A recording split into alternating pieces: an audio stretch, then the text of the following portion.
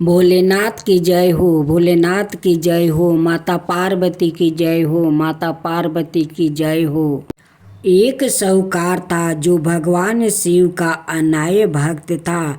उसके पास धन धन आए, किसी भी चीज की कमी नहीं थी, लेकिन उसकी कोई संतान नहीं थी। और वो इसी कामना को लेकर रोज शिव जी के मंदिर जाकर दीपक जलाता था।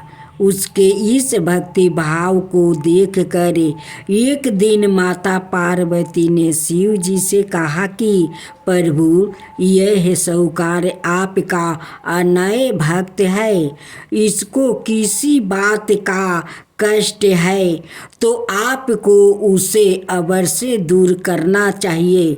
शिव जी बोले कि हे पार्वती, इस साहूकार के पास पुत्र नहीं है, यह इसी से दुखी रहता है। माता पार्वती कहती है कि हे ईश्वर, कृपा करके इसे पुत्र का वरदान दे दीजिए। तब भोलेनाथ ने कहा कि हे पार्वती, साहूकार के भाग्य में पुत्र का योग नहीं है। ऐसे में अगर इसे पुत्र प्राप्ति का वरदान मिल भी गया तो वो केवल 12 बरस की आयु तक ही जीवित रहेगा। यह सुनने के बाद भी माता पार्वती ने कहा कि हे प्रभु, आपको इस साहूकार को पुत्र का वरदान देना ही होगा। अनाथ भक्त क्यों आपकी सेवा पूजा करेंगे। माता के बार बार कहने से भोलेनाथ ने साहूकार को पुत्र का वरदान दे दिया, लेकिन यह भी कहा कि वो केवल 12 बरस तक ही जीवित रहेगा। साहूकार यह सारी बातें सुन रहा था, इसलिए उसे ना तो खुशी हुई और ना ही दुख। वो पहले की तरह भोलेनाथ की पूजा अर्चना करता रहा। उधर सेठानी गर्भवती हुई और 9 महीने के बाद एक सुंदर सा बालक की प्राप्ति हुई। परिवार में खूब उत्साह मनाया गया, लेकिन साहूकार पहले ही की तरह रहा और उसने लड़का की 12 बरस की आयु का जिक्र किसी से भी नहीं किया। जब बालक 11 बरस की आयु हो गई तो एक दिन साहूकार की सेठानी ने बालक के विवाह के लिए कहा। तो साहूकार ने कहा कि वो अभी बालक को पढ़ने के लिए काशी जी भेजेंगे।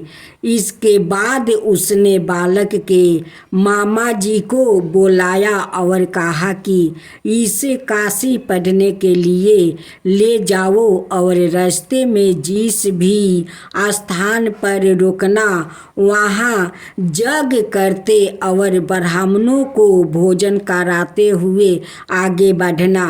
उन्होंने भी इसी तरह करते हुए जा रहे थे कि रास्ते में एक राजकुमारी का विवाह था। जिससे उसका विवाह होने वाला था वो एक आँख से काना था। तो उसके पिता ने जब अति सुंदर साहूकार के बेटे को देखा तो उनके मन में आया कि क्यों ना इसे ही घोड़ी पर बैठाकर शादी के सारे कार्य संपन्न करवा लिया जाए। तो उन्होंने मामा से बात की और कहा कि इसके बदले में वो अथाह धन देंगे। तो वो भी राजी हो गया। इसके बाद साहूकार का बेटा विवाह की वेदी पर बैठा और जब विवाह कार्य संपन्न हो गया तो जाने से पहले उसने राजकुमारी की चदरी के पल्लू पर लिखा कि तेरा विवाह तो मेरे साथ हुआ, लेकिन जिस राजकुमार के साथ भेजेंगे वो तो एक आँख का काना है। इसके बाद वो अपने मामा के साथ काशी के लिए चल गया। उधर जब राजकुमारी ने अपनी चुनरी पर यह लिखा हुआ पाया तो उसने राजकुमार के साथ जाने से मना कर दिया। तो राजा ने भी अपनी पुत्री को बारात के साथ विदा नहीं किया। बारात वापस लौट गई। उधर मामा और भांजे काशी पहुंच गए थे।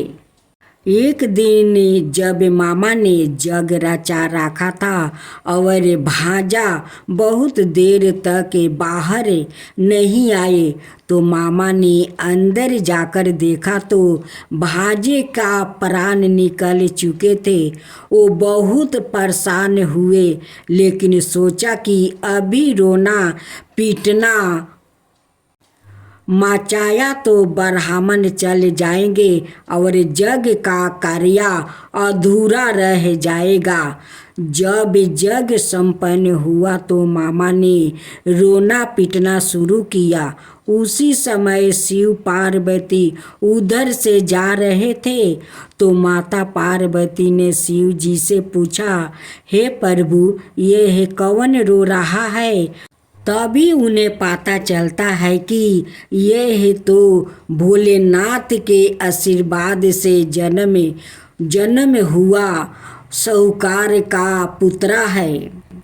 तब माता पार्वती कहती है कि हे स्वामी, इसे जीवित कर दीजिए।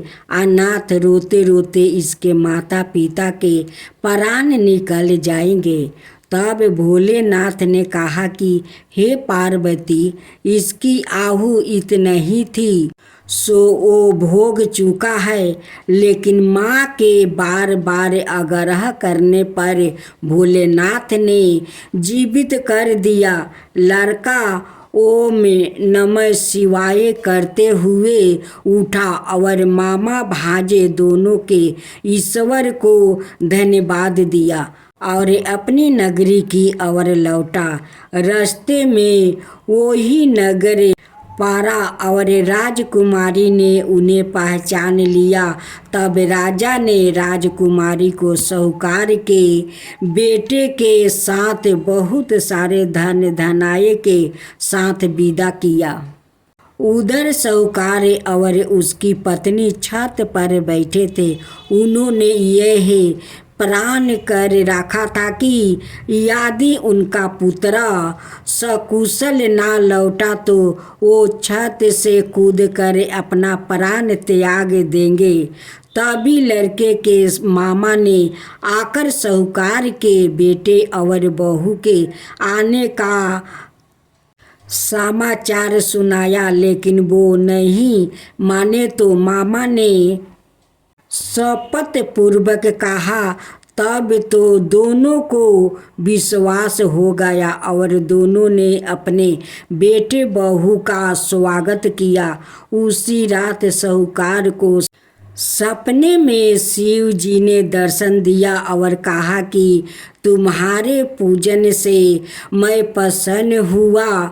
इसी प्रकार जो भी व्याकृत इस कथा को पढ़ेगा या सुनेगा उसके समस्त दुखों दूर हो जाएगा और मन बचित सभी कामनाओं की पूर्ति होगी। जय शिवा ओमकारा, प्रभु हरे शिवा ओमकारा। ब्रह्मा विष्णु सदा शिव अर्धंगिनी धारा। ओम जय शिवा ओमकारा। एकानन चतुरानन पंचानन राजे। शिव पंचानन राजे। हंसासन गरुड़ासन विषवाहन साजे। ओम जय शिवा ओमकारा। दो भुज चार चतुर भुज दस भुज अति सोहे तीनों रूप निरखता त्रिभुवन जन मोहे ओम जय शिव ओमकारा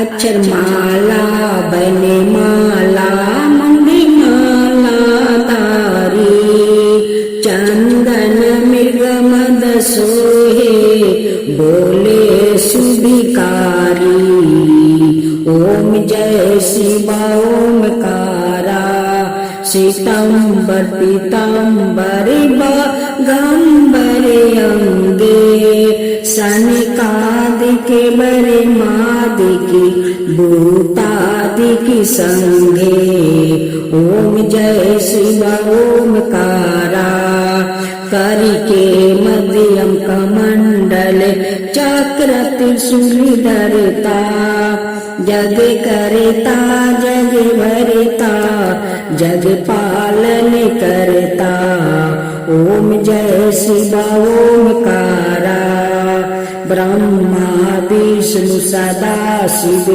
जानते अविवेका प्राण बचर के मध्यम याहे तीनों एका ओम जय शिव ओमकारा तीर गुण शिव जी के आरती जो कोई नर गावे शिवा जो कोई नर गावे कहत शिवानंद स्वामी मन भजत शिवानंद स्वामी मन वांछित फल पावे ओम जय शिव ओमकारा जय शिव ओमकारा।